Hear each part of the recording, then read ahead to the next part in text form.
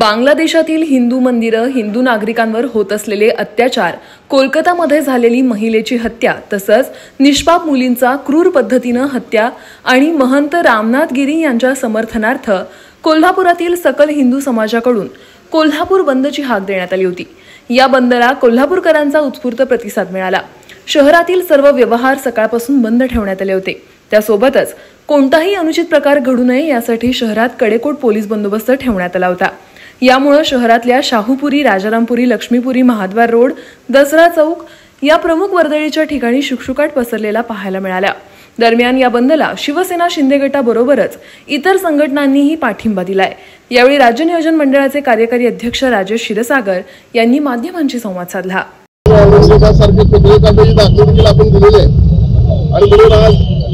गेल्या काही दिवसांमध्ये जे कट्टरपंथी मुस्लिमांचा रस्त्यावर उतरून जे काही या कोल्हापूर जिल्ह्यासह संपूर्ण देशभरामध्ये वागणं चाललेलं आहे, याचा निषेध होणं देखील तेवढंच गरजेचं आहे आणि यासाठी हा बंद पुकारला होता। आपल्याला माहिती आहे, 2 दिवसापूर्वी कलेक्टर ऑफिसमध्ये या ठिकाणी हिंदूंच्या विरोधात वाटेल ते नारे देण्यात आले आणि त्याला प्रतिसाद देखील मिळाला आणि म्हणून हिंदुत्ववादी संघटनेच्या वतीनं या ठिकाणी बंदचं आयोजन केलं होतं। बंदचं आयोजन केलं असलं तरी बंद शांततेत पार पडावा हे देखील आम्ही आव्हान केलं होतं। आजचा बंद यशस्वी ठेवल्याबद्दल करवीर नगरीतील तमाम व्यापारी, सर्व रिक्षा चालक, सर्वच एकंदरीत व्यापारी यांचं मी या ठिकाणी मनपूर्वक आभार मानतो। बंद शांततेतच असावा, कुठल्याही समाजामध्ये दंगा धोपा व्हावा ही आमची भूमिका नाही आहे। पण एवढं मात्र निश्चित आहे, आज पोलिसांनी या ठिकाणी हिंदुत्ववादी कार्यकर्त्यांना अटक केलेली आहे। या अटकेचा मी निषेध करतो, कारण ज्यावेळेला हिंदुत्ववादी या ठिकाणी आले त्यावेळी अटक केली। मग परवा या ठिकाणी कट्टर मुस्लिम त्या ठिकाणी कलेक्टर ऑफिसमध्ये एवढ्या मोठ्या संख्येने गेले, पण त्यांना का अटक झाली नाही? त्यांना का अशी मुभा देण्यात आली?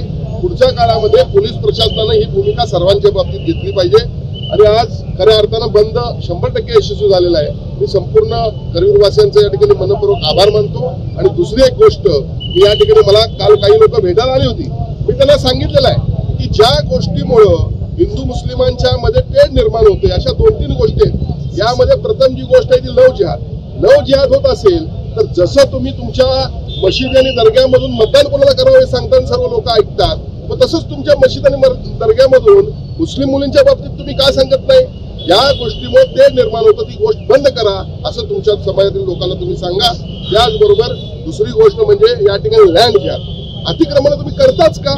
या गोष्टीमुळे दंगा होतो, ती कामं तुम्ही करू नका असं त्यांना देखील त्यांच्या शिष्टमंडळाला सांगितलेलं आहे। मी आज देखील सांगतो, सन्माननीय शिवसेना प्रमुख वंदनीय बाळासाहेब ठाकरे यांची आम्हाला शिकवण आहे की या देशावर प्रेम करणारा प्रत्येक व्यक्ती, तो हिंदू असो मुस्लिम असो, हा आमचा आहे। आम्ही कोणाला दुश्मन समजत नाही। पण एक लक्षात ठेवा, आपल्या माध्यमातून मी त्यांना इशारा देतो, आपण याद राखा, परत अशा पद्धतीची भूमिका तुमच्याकडून आली तर हिंदू स्वस्थ बसणार नाही।